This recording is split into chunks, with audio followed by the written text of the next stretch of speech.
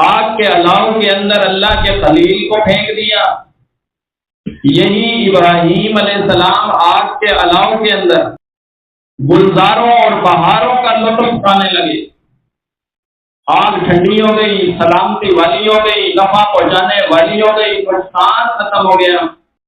یوں بظاہر جس کی لاش کے ٹکڑے نظر آتے ہیں احد کے میدان کے اندر، لیکن اللہ کے ہاں لقب ملتا ہے سید الشہداء کا اور اسد اللہ کا لقب، کہ جو پہلے غلام تھے وہی لوگ جب اللہ کے ساتھ مخلص ہوئے، وہی لوگ جب اللہ کی راہ کے اندر انہوں نے اپنے جان اور مال کو لگایا، یہی حکمران بن گئے۔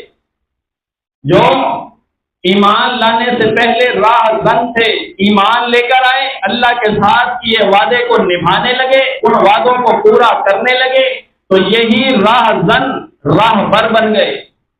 اور اللہ ہر موقع کے اوپر برکتوں کے دہانے کھولتا ہی چلا گیا، برکتوں کے دہانے کھولتا ہی چلا گیا۔ آپ میرے ساتھ ساتھ چلیے، ابو طالب کا بیٹا جعفر، جسے مکہ کے باہر کوئی پہچانتا نہیں ہے، وہ جعفر ملک سے باہر چلے جاتے ہیں، حبشہ کے اندر جا کر ایوانوں کے اندر تقریر کرتے ہیں۔ ان کی تقریر کے الفاظ حبشہ کے ایوانوں میں اس طرح گونجتے ہیں کہ حبشہ کا بادشاہ مسلمان ہو جاتا ہے۔ وہ عمر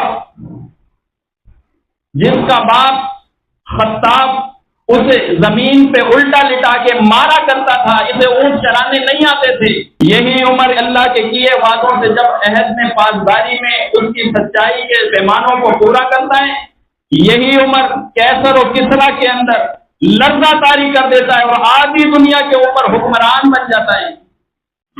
ولید بن مغیرہ ایک کافر ہے، اس کافر کا جو مسلمان بیٹا ہے خالد بن ولید، جب اللہ کے کیے ہوئے عہد سے وفا کرتا ہے، جب ایمان لے کر آتا ہے، اللہ کے وعدوں کو پورا کرتا ہے، اللہ کی شرائط کو وہ پورا کرتا ہے، اللہ کی شریعت کا نفاذ اپنے جسم پہ کرتا ہے، مخالفت باپ کی مول لینی پڑتی ہے تو باپ کی مخالفت مول لیتا ہے، قوم قبیلے برادری کے رسم و رواج چھوڑ دیتا ہے۔ یہی خالد 3000 کا لشکر لے کر 1,00,000 کی فوج کو دھول چٹا دیتا ہے، ان کی صفوں کا شرازہ بکھیر کے رکھ دیتا ہے۔ یہ کس برکت سے ہو رہا ہے، کس وجہ سے ایسا ہو رہا ہے؟ ایک ایک موقع کے اوپر ایک ہی صدا اللہ کی گونج رہی ہے کہ تم اللہ کے ہو جاؤ، اللہ تمہارا ہو جائے گا۔ یہ اللہ نے کر کے دکھایا ہے۔